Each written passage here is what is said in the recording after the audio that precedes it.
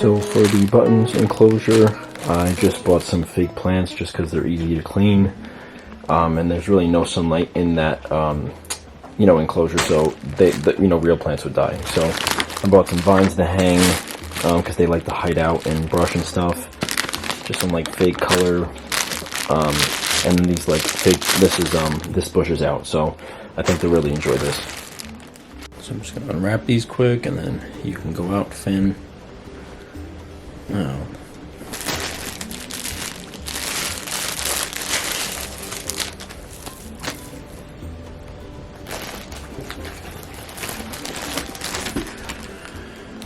So his brother name is Quinn.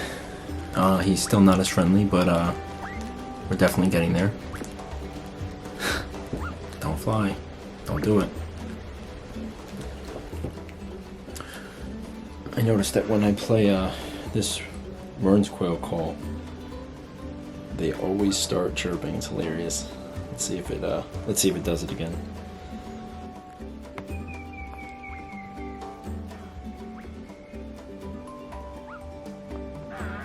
Don't do it. Don't do it.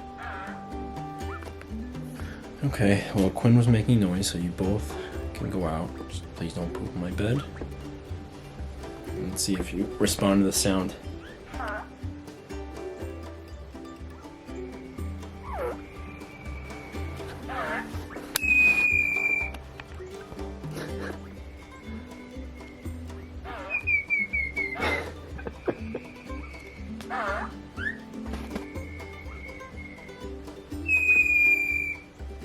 So there's not a ton that's been going on the farm lately, but something that I did decide last night was that I'm going to get my wildlife rehabilitation license. Just because last summer, I rescued those 12 ducklings and, ended up releasing them back into the wild. I think they were all mallards, and even though buttons aren't considered wildlife, it's just something that I really love to do. So I thought, how cool would it be to be able to rescue like a skunk or a deer, or even like migratory birds, species that are endangered like eagles or something like that. So I'm gonna apply for it. I take a test, I think it's the beginning of March or ending of February, so I'm gonna study for it now and see if I actually am able to get the license, because I think how cool would that be to be able to take in all these cool animals and then hopefully bring them back to health and release them.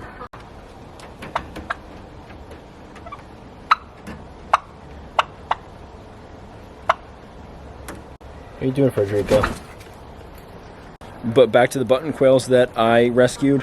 I actually integrated them with a small flock of existing quail buttons that I had. So I took about, 7 from my other hutch over there and brought it in here with them because I felt like they were really lonely and they needed the, just the social interaction of, other animals, because they do better in just small little flocks. And so there's about 7 or 8 in there right now. I'm going to just show you guys. It's just plain as how I left it, but today we're just gonna spruce it up with the fake plants and stuff. So you guys have seen my quail hutch in previous videos. It's just this 4x4 thing.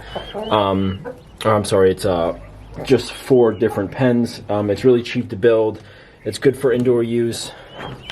Like I said, there's nothing in here right now. Let me see if I can adjust the lighting. Nothing in here. It's plain. I just took the feed and water out just to start to empty it out so I can put the branches and stuff in. So I added a few in with them. They're all getting along perfectly fine. I waited a few hours when I did make the transfer over, just so that no one's fighting, no one's picking at each other, and they got along like they knew each other, so it's perfect. The good part about these quail hutches is that there's a divider, so I can fit 4 different species of quail if I wanted to, or 4 different little flocks of quail. And the other thing is, this acts as a good quarantine hutch, especially because I have one identical to this, where my main button quail flock is on the other side, and this acts as a quarantine, like I said last video. But I can actually hang these fake plants perfectly in here with the chicken wire. So I'm gonna put this fake fern up first and see if it holds. So just a quick bend, and it should hold. It should be in there now. Let me see. Yeah, perfectly. Awesome.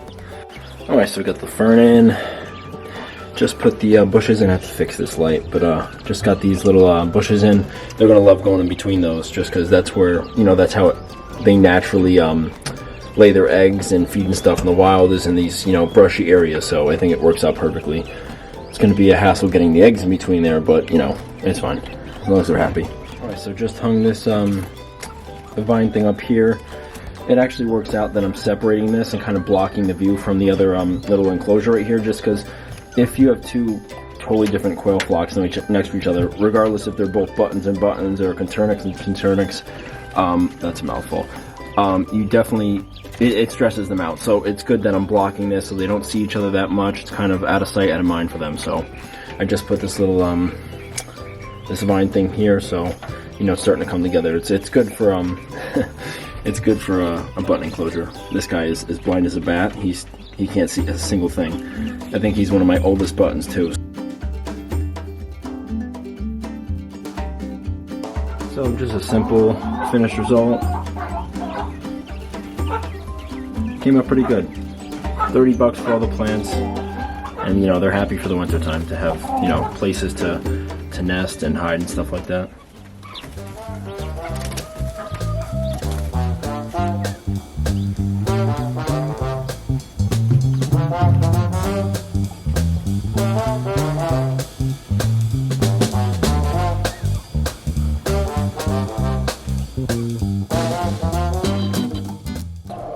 So just added some grubs in, their food, their water, and they're all good to go. Hopefully I can put them in their outdoor pen, I don't know, maybe by the end of March, early April. So I just want to show you guys how quickly button quails grow. This is a 2-week-old button quail. Let me see if I can... I don't want it to fly away. So right here, 2-week-old button quail. I mean, they grow, and this is probably half their size already. She's gentle. Hi. Yeah, so half their size, maybe 2 more weeks to be fully feathered, and then maybe another 4 weeks they'll be laying already. So it's incredible how fast they really mature. I'm gonna put her back because she's cold. I've definitely been infrequent, you know, about posting videos, and that's just because between school and starting my cut flower business last year, that really consumed a large portion of my time. But with school finished, I decided to let's spread myself thinner, and I actually started a skincare business about 6-7 months ago. That's launching maybe the latest summer. I'm hoping by this spring. And it kind of ties everything with my farm. You know, it's cruelty-free, it's vegan, and all of the flowers and vegetables I grow will be, you know, used as extracts in my skincare business. And so, you know, I'm kind of, everything that I love is kind of, you know, coming together. It's connected. So I will definitely be posting more videos because nothing consumed more of my time than school. So I'm definitely happy that's over with now. So I will definitely keep you guys updated though on the wildlife rehabilitation license, because I'm really excited about that.